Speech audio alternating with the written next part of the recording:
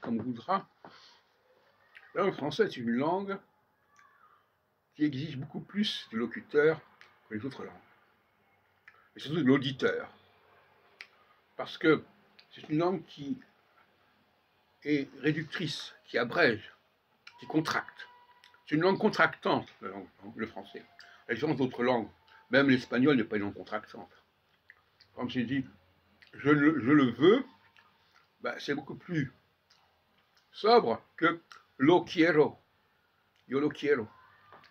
Donc le lo espagnol ou italien, et le je le veux, le L l'apostrophe, ça ne s'écrit pas L l'apostrophe, mais ça se prononce comme ça.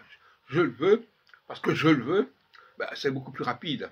Ça veut dire que les mots sont... Il y a une solidarité des mots en français qui n'existe pas dans d'autres langues. Par exemple en anglais, I want it. Ben, I want it, c'est beaucoup plus lourd que je le veux. Hein, en plus, on sépare les mots. I want it. Alors que je le veux, c'est un tout. En tout cas, à l'oral. Évidemment, à l'écrit, ça se distingue. Justement, toute la question, c'est, comme vous le savez, c'est le passage de l'écrit à l'oral.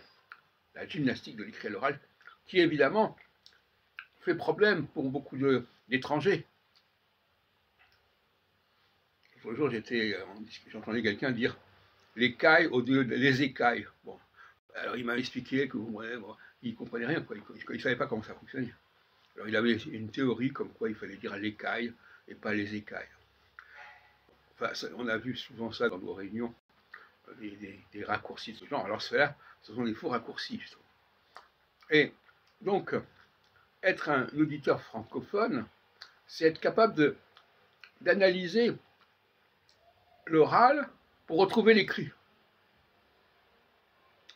Alors que l'auditeur doit passer de l'oral à l'écrit et l'émetteur doit passer d'écrit à l'oral.